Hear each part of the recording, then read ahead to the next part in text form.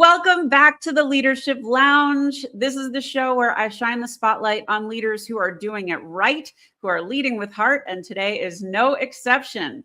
What do you get when you combine decades of enterprise leadership inside Fortune 100 companies, real operating experience inside high-growth startups, a founder who got tired of HR being treated like paperwork instead of power, and a woman who believes culture should be a business catalyst and not a buzzword? You get my friend, Donna M. Brown. Donna is the founder of Cultivation HR, where she brings true strategic HR leadership to growing companies that are done with the HR admin and are ready for real impact. She spent decades leading HR and technology functions inside Fortune 100 companies, then took that rigor straight into high growth startups where culture isn't a poster, it's survival. Donna doesn't build HR departments, she builds business catalysts. She works with growing companies to align teams, remove friction, and turn culture into a competitive advantage. No fluff, no performative values. Let's welcome her to the show. Donna, so happy you're here. Hey, I'm so happy. I was jamming out to that music that good. You have in there. I'm so glad that I'm off of the camera right now because you're having a good time. That's exactly how you should be. I'm so happy to be here, and thank you so much for that really, really kind introduction. Oh my gosh. It was longer. I had to cut it because I really wanted to just get you on the show. But I am so delighted that you're here. Thank you for coming on. So for the people that haven't met you yet, can you share a little bit of your background? I will. So some people that have joined today know that I live on a small farm in North Carolina, just north of Raleigh and Durham. And for the past week, my house has been a little bit like Noah's Ark.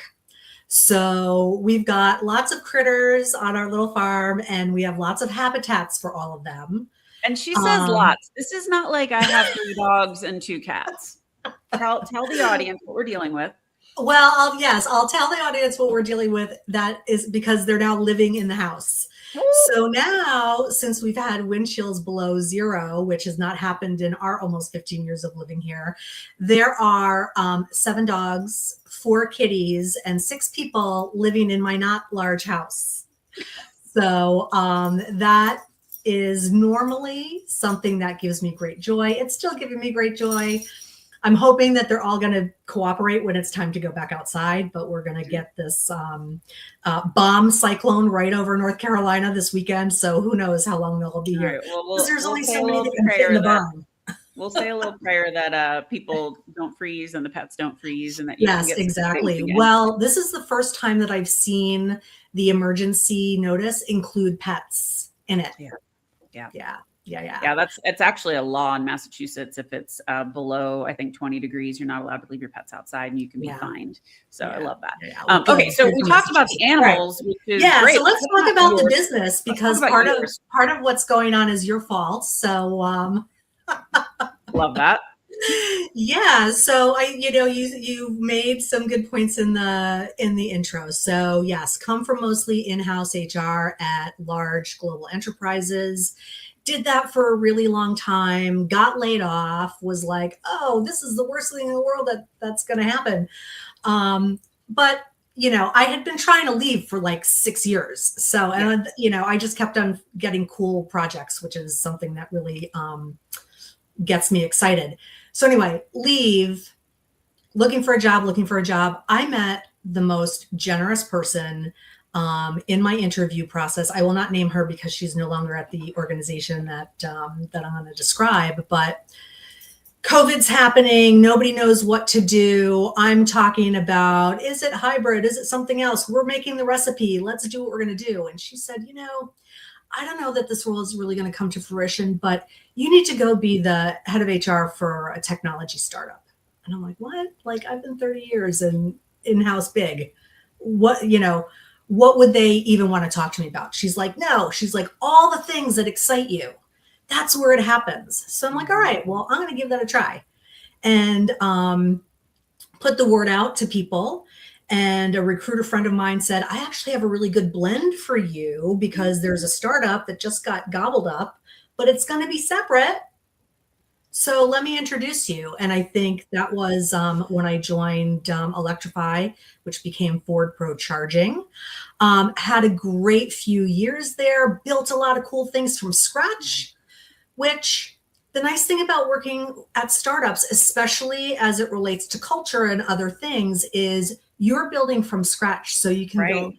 the right You can way build with it the right right. recipe, You can which build is it good, right. right? Yeah. Yeah. It's Rather much than trying harder to to change fix. the Titanic. It's much harder to fix broken than it is to build from scratch. Well, Yes. building from scratch is great because you have a lot of Yes. experience and you can say, we're not going to make the same mistakes that we did here or there. Exactly. And, in a startup, you're in this whole experimentation culture anyway, right? You're Mhm. trying things out, you're discarding them if they don't work. It's not like this big, sort of in large companies, they say, oh, we want you to break the status quo. And it's like, well, what does that mean? And you're not rewarding me for that, right? We all know Yeah. the story, those of us who have worked in big Mhm. enterprises. But, that's the way work happens in startups. So was with them until Ford decided, okay, it's time to integrate. I'm like, well, I left big Right. corporate. So went on to another startup, technology startup, and did some fantastic things for them. And then I made the awesome decision to lay myself off without another job. So, Oops. Don't do that, y'all. Cautionary tale. well, you know what? Cautionary tale that ended up in a great place, right? Exactly. Yeah. It wasn't fair. They weren't growing. I'm like, they're trying to get their next round of funding. And I'm like, listen, this is, the metrics are not working. Thought I was going to go back in house, stay small, but the job market was just really, really shitty. And I think a Mhm. lot of professionals have been feeling that for the last couple of years Yeah. and continue to feel that. Yeah. So as I'm reaching out to my people, somebody that I trust dearly introduced us through this workshop that we're piloting. And I think it was either you or maybe it was Donna Spina. I'm not exactly sure, but one of you asked me in the contemplation, what do you really want to do? Yeah. And I said, my vision for myself as I'm headed to retirement is to do fractional HR work because Mhm. I love what I do, Yeah. but I want to have more flexibility. And I really want to only do the work that I want to do. Like, great problem to have, right? And I really only want to do work for people that I want to do work for because I think that's really I'm done important. convincing, right? You get to a season in your life, and I'm kind of in that season right now where I will only take work that feels really good, that feels right, and that I know I can help them. I'm going to feel inspired and excited to work with Yes. them. And when you can do that, it's super intentional and it makes for a great combination. So I'm Yeah. here for that. Well, and I said to somebody the other day about this, like, I'm not convincing people anymore. I spent so many decades like trying to convince leaders to Yeah. care about some of the stuff we're going to talk about today. Yes, yes, yes, yes. Which I And want they to get don't. into now. Yeah, and So they we're going don't. to talk So here more we are. about, yeah, we're going to talk more about cultivation HR, but let's Yeah. just start with some baseline questions because Yeah.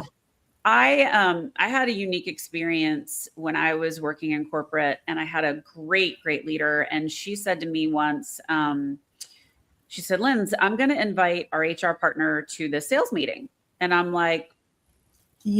Yay. And I didn't doubt her. I just didn't understand why, because no one had done that with me before. And so she's like, how can they be an active member of our team if they don't know us? And I was like, what?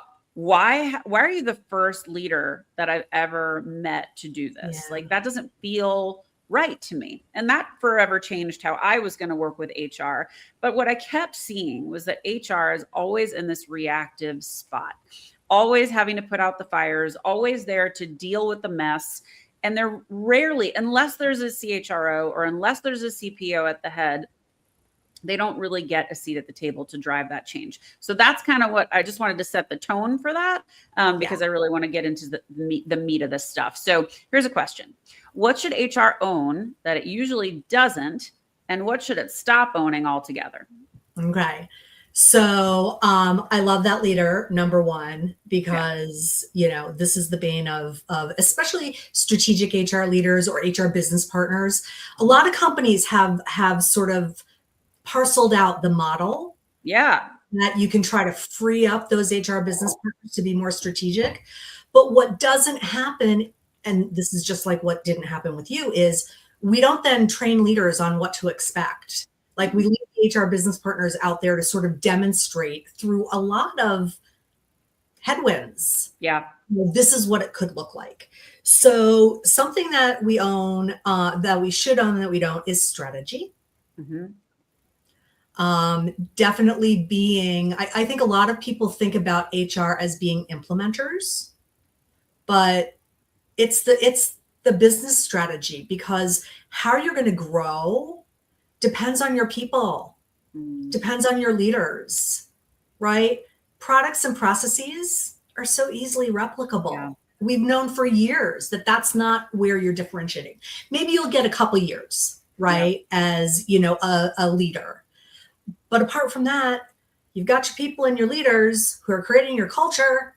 Hmm.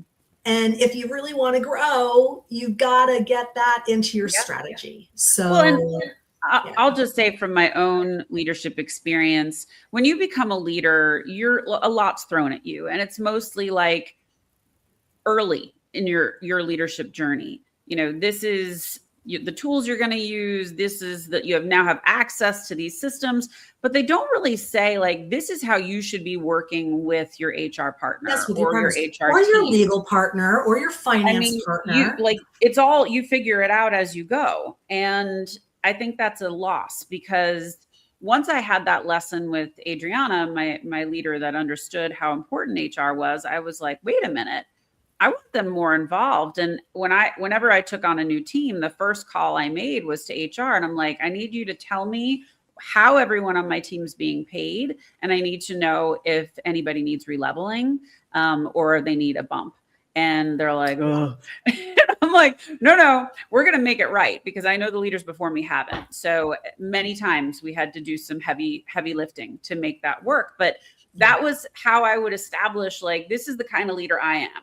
And I want to work with you in making sure that my people are taken care of. So, Yes. um, And great HR people are there to make their leaders better, yes, right? yes. How can we engage with you so that you can accomplish those strategies? Yeah. The worst, And ugh, yeah, the yeah, worst HR partner I ever worked with literally did one of these like every time I talked to her, like, I don't, that's not yeah, my job. You have to yeah, go. And I'm like, do you do anything? yeah. And all she did was manage up. So she, even Mm. with me, was just waiting for me to slip up so she could like blow the whistle on Ew. me. It was a Well, really these are rocky. the stories that give HR people a bad name, and Oh, it's yeah. really terrible. Or that we're the compliance police or whatever. Like that stuff has to get done, Yeah, but it's the behind the scenes stuff that is not going to drive your business. I So agree. here's All the thing that right. HR owns a lot that we shouldn't own, and that's culture, which may Perfect seem really weird to segue. people, but culture is not an initiative.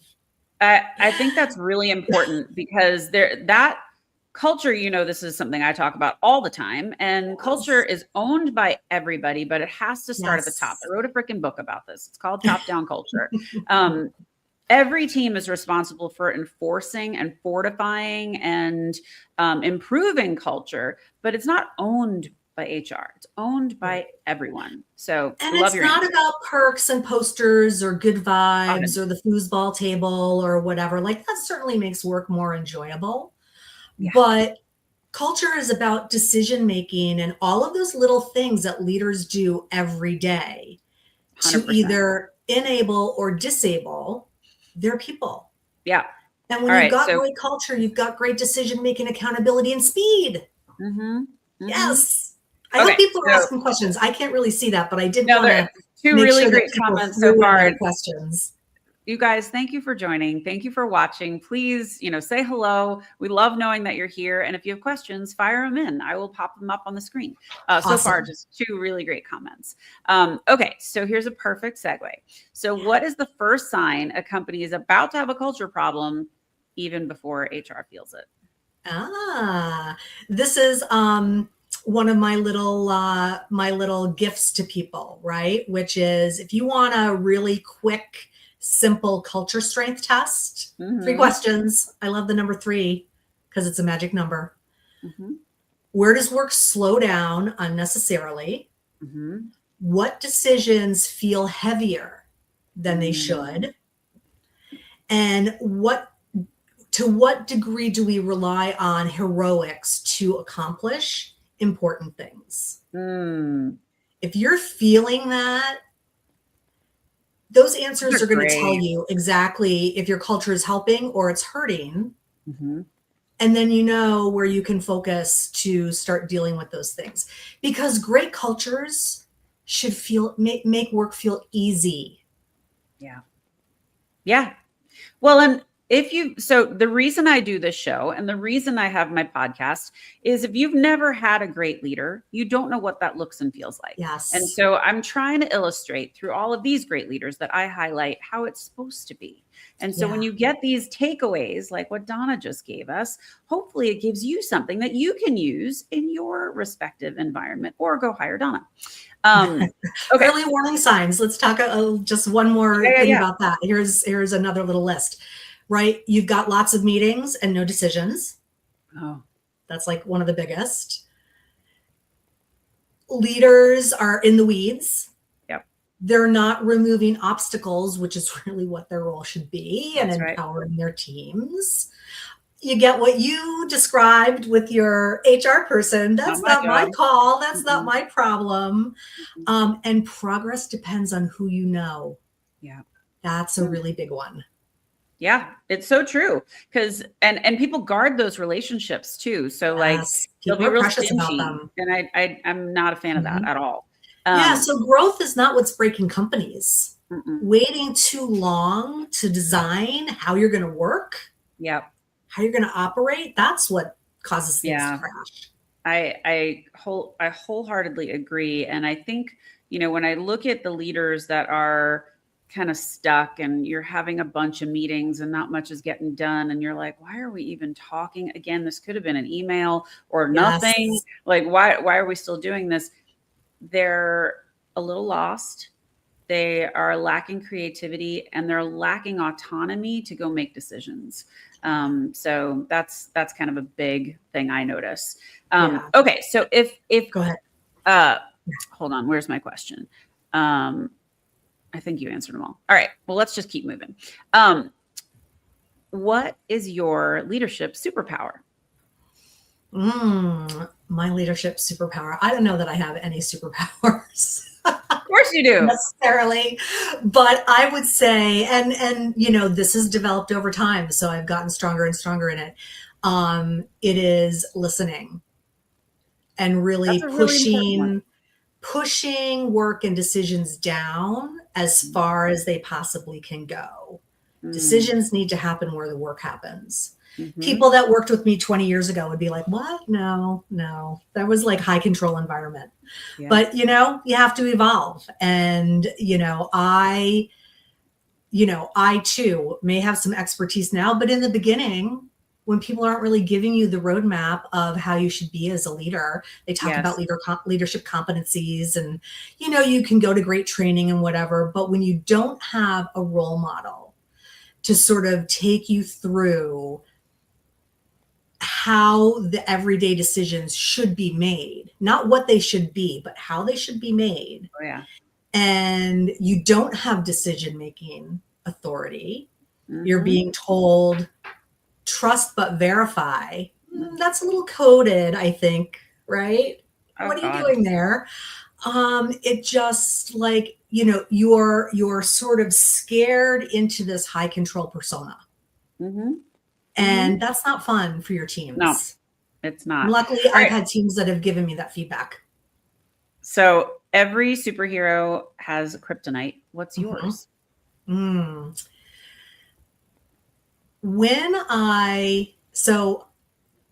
I like to get things done through people. I'm a connector. I'm somebody that loves to just, figure out who can do this thing, and then what can I do to make them fly? However, I need a little bit of structure, right? obviously you can't have worked in corporate America for as long as I did and not be able to deal with the ambiguity. But a lot of times you get like assignments where there's conflicting, project deliverables. It's not clear what the ownership is. And my kryptonite is sort of that lack of clarity, because then it causes me to do something that's not always so helpful, which is then I dive into high structure and high process to try to force the answers and force the accountability up, which only makes the people that are above you uncomfortable. And that's not the greatest play. No.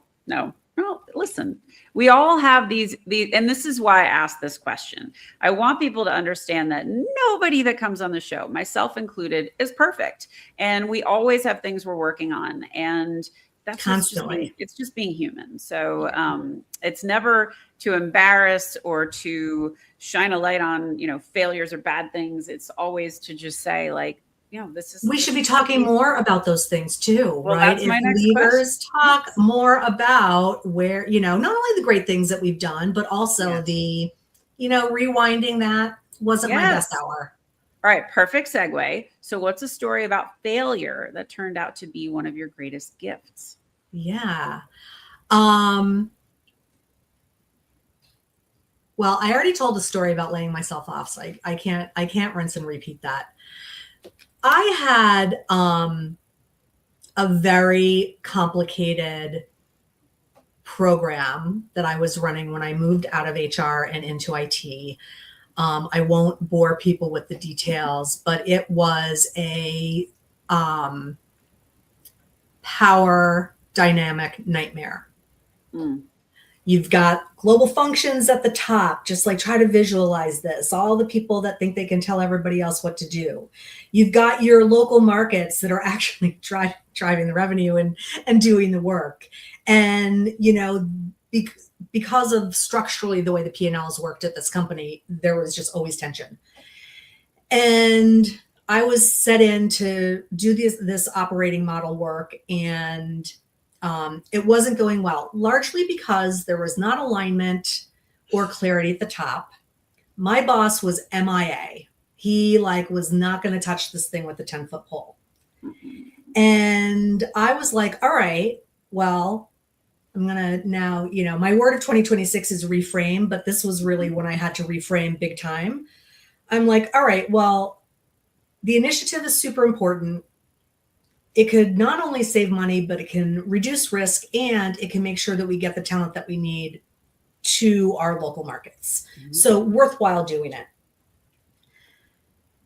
I decided that my focus was not going to be on the day-to-day operations. I had this great team. Nobody reported to me, but, I've had this great, sort of team that was around me.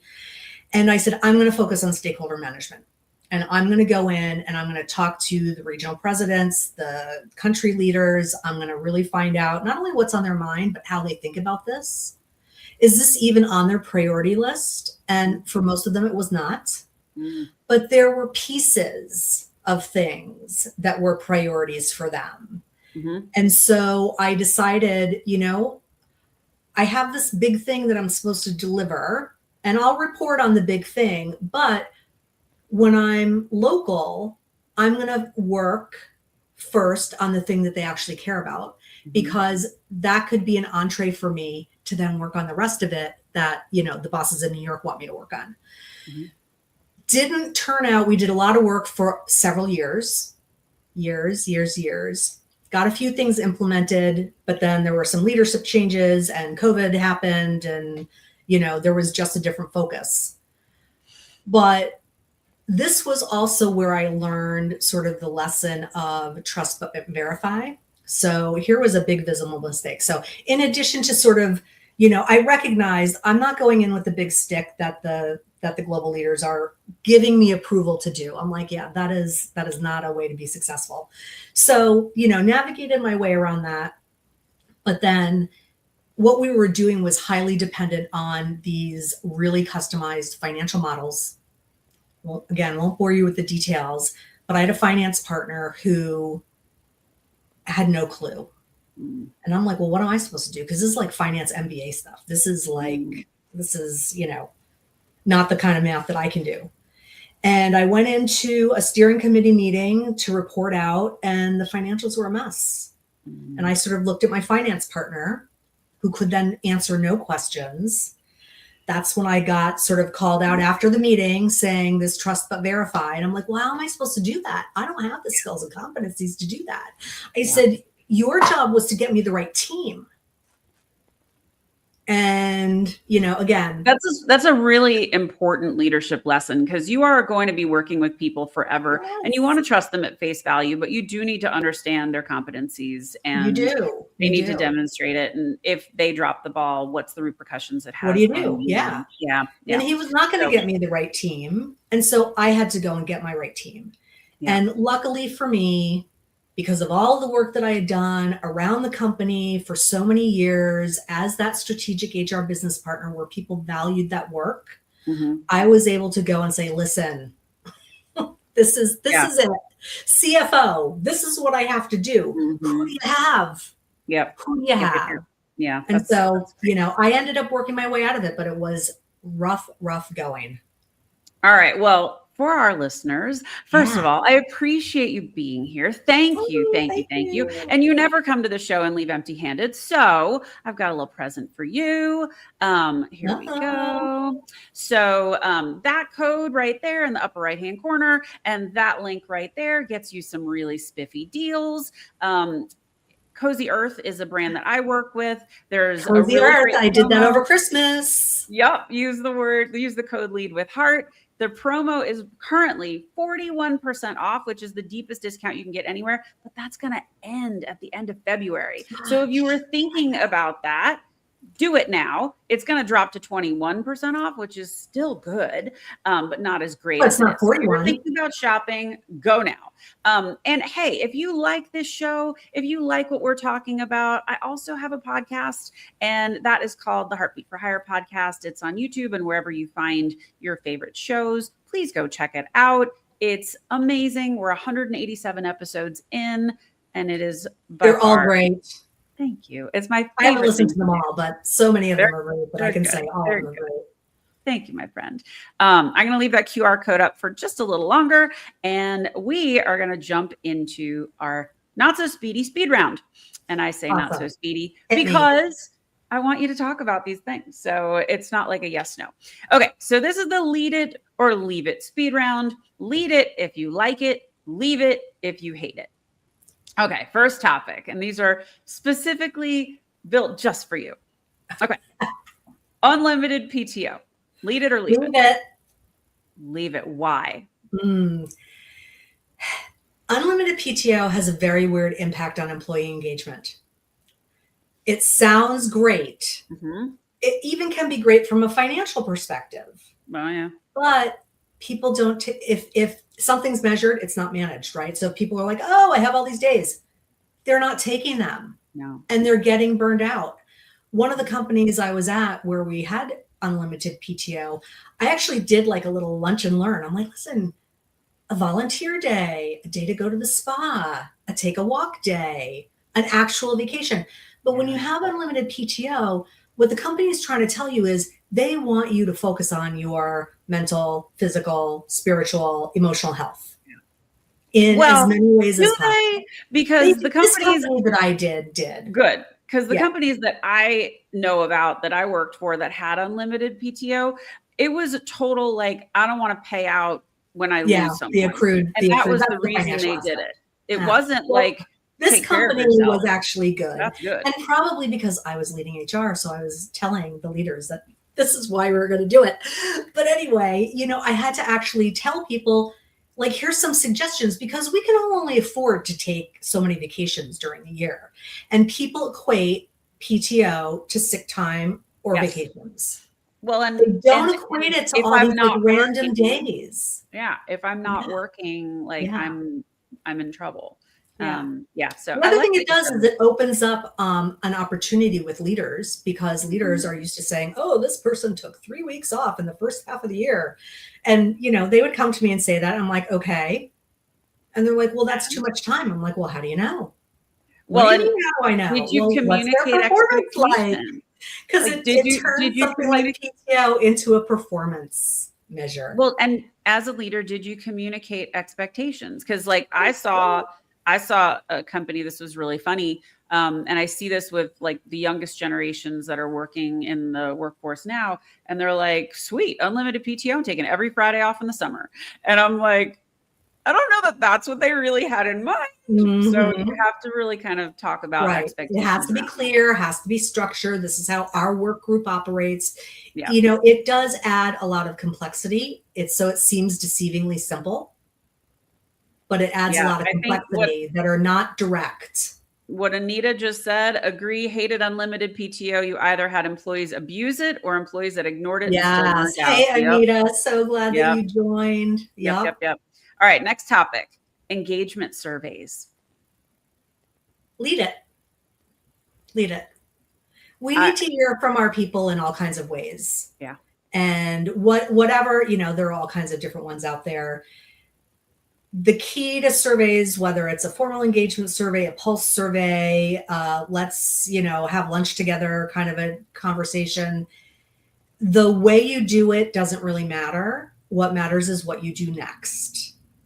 That you quickly take action on that feedback, that you follow up and close the loop, that when you're doing things, you're telling your Mhm. people, hey, this is an idea that came up in, you know, our survey as this like little thing, but when we got into it, like we could do so much more with it. And so, you Yeah. know, thanks to you, we're now doing this thing or building Mm, this product or opening up this customer channel. love it. Okay. So here's the next topic. And I have the topic, but I want to reframe how I wrote it. I wrote hiring speed, but what I want to say is a slow hiring process. Leave it. Yeah, Yeah. it's got to be calibrated, right? There's a lot of waste in most hiring processes. I keep And hearing I think horror everybody here stories. has heard these crazy stories on LinkedIn. I had like 12 interviews and then didn't get a job offer. It's like, what is going on with Yeah. the decision making at Or that it company? takes 6 months. Like, are you Yeah. crazy? And I then you don't get don't hear it. back or whatever. Like, so, Horrible. you know, you can't make people care about things, right? So this is anybody from my former teams that are on this, they'll know that this is what I used to say with regard to hiring, which is listen, don't dog the hiring manager. If this is not a priority for them, then we're not going to make it a priority for them. And when the senior leader says, why aren't we making progress here? It's, well, because we need more people. Well, wait a minute, we approved those recs. Well, talk to your hiring manager, Yeah. right? This is when HR starts getting the rep of being the compliance police. Mm-hmm. And part of it is because of how we're measured. We're measured on time to fill and other things like that, but Mm-hmm. we're not the deciders. All right. So we've got to keep moving because we only have Yes. about a little more Yes, than 10 yes. minutes left. So, okay. I love this one. CHRO at the table. Love it. Yeah, me too. Lead it. I'm leading it or I'm loving it. Easy. I'm loving it or I'm listing it. You're leading it. You're leading it. Okay, here's one. And I have a lot of feelings about this one. PIPs or performance improvement plans. Leave it. Why? Everyone is on a PIP every day. Yes. Yes. What she said. Mic drop right there. Clip that. Okay. Next one. I have a lot of feelings on this one too. RTO, return to office. Oh, brother. Why? Like, why? We proved with the metrics. Leave it. You know, leave it. Leave it. Yeah. All right. And we'll Unless you have a finish damn good reason why the company must do it. Oh, and I'm going to look right into the And camera when I stop say this. using collaboration as the reason. If you have employees that are asked to go into the office and collaborate with a team that is not there because they are in a different location, stop doing that. That is Yes, so ma'am. dumb. And here's my cautionary tale, and this is a true story. I worked with a woman at IBM. She was there 30 plus years, and they're like, you have to come into the office a minimum of 3 days a week. You know what she does? She goes into the office, she badges in, stands in the lobby for 5 minutes, and leaves. So that's what you're doing. That's what you're doing. So Oh stupid. my gosh. Okay, last That's one. brilliant. This is a big one. DEI strategy. Yes, lead it, love it, embrace it. I know that those companies that get federal funds, it is tricky.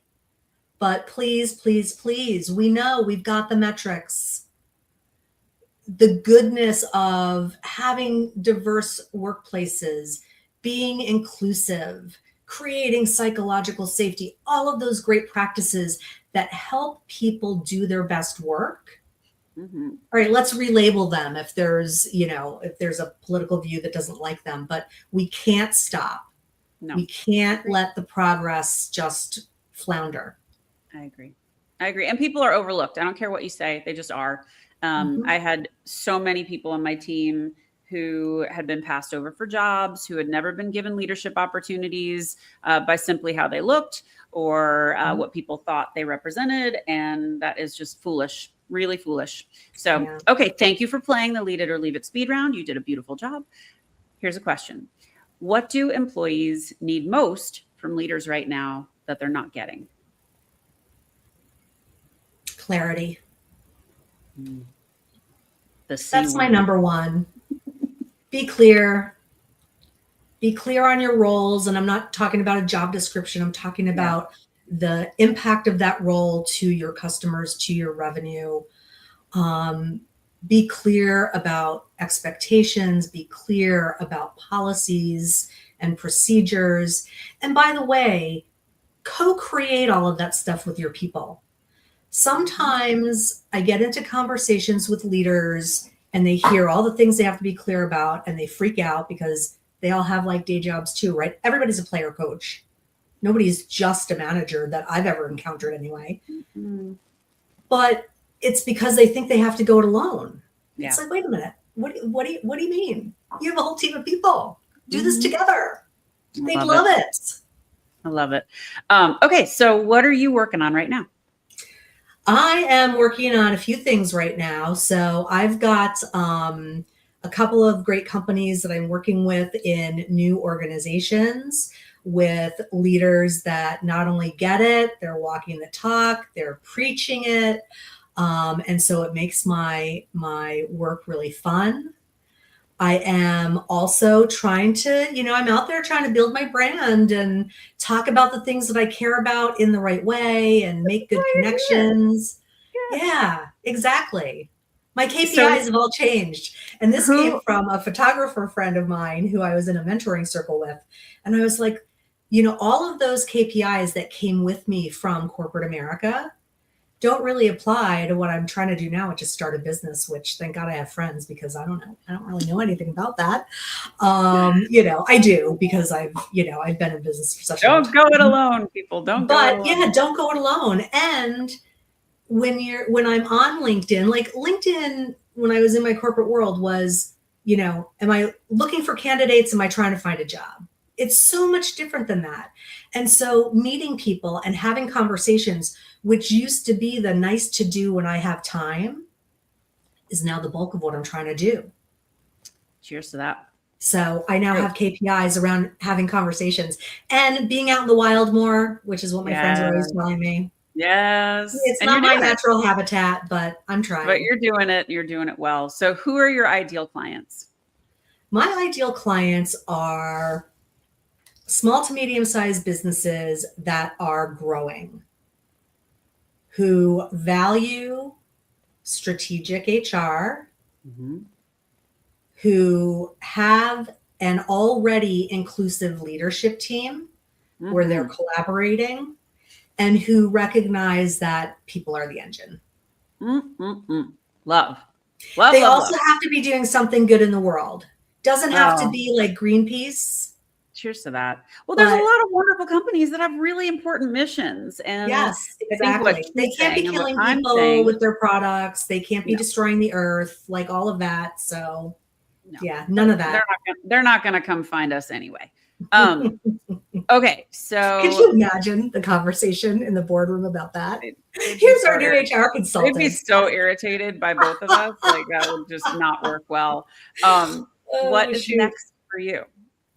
What is next for me is continuing to sort of elevate what I am focused on, which is really that intersection of how organizations are designed, what talent models we're using, helping people to thrive, because that's the little Venn diagram that creates a culture, right? In some companies, all those things don't exist. In other companies, they're like three little circles. Good companies, you're starting to see that Venn diagram. Donna Brown companies, I want those circles stacked. Yeah. So Love. that's where I'm headed. So I'm going to put up, there's Donna's LinkedIn. So guys, if you aren't already connected with Donna, as I always say, fix that shit right now. Make sure you're connected. Tell her you saw her here. And for everybody that's been watching, you're the best. Thank you for being here. And thank you for your comments. Donna, leave us with some parting words, some deep thoughts. Take a couple minutes and say what you need to say. Yeah, I think I would say for everybody that joined, I'm assuming that culture is on your mind. And if any of what we've talked about sounds familiar, don't despair. You're not behind. You're just at an inflection point. This is what's telling you, what's creating the roadmap for your next steps in what you want to focus on. And I think I mentioned this earlier in my remarks, but the best cultures don't feel magical, right? It's not like, oh, I got this gift bag and free lunch. We're or not whatever. talking unicorns. They feel and easy. Yeah. They feel easy. I can do my work without friction. And if you can figure out a way to reduce friction in your organization, oh, thank you, Mita. If you can figure out that way to reduce that friction, and if that's like the one thing you focus on, leadership clarity, well, two things, leadership clarity and reducing friction, they go together. That's like the magic formula. Beautiful. Thank you. So you guys, I hope you enjoyed this episode of the Leadership Lounge. Next week, Joe Hamrahi is entering the Leadership Lounge. We've got a great conversation. He is also a fellow outlier. And if you don't know about the Outlier Project, reach out to us. We'll tell you all about it. It can change your life if you want it to. You have to decide. And there was a bunch of outliers in the audience. So thanks, Carrie and Jared, for being here. Thank you guys. I hope you enjoyed this. Please tell your friends about the show. And if you'd like to have the spotlight in the Leadership Lounge, send me a DM. Let's chat. We'll tell you all about it. I'm booked until I think the end of May, but I'd love to fill out the calendar for the rest of the year. So if you are out there leading with heart, I want to share your story. So please tell everybody, subscribe to the YouTube channel, and check out the Heartbeat for Hire podcast. I am so grateful for your support. And thank you for listening to Donna's story. She is a wonderful, thank you, wonderful everybody. Sending love. That is all from today. I'm in Arizona, not normally where I am, but thank you guys for sharing so much love and support for us. And get out there, lead with heart, and have a great day.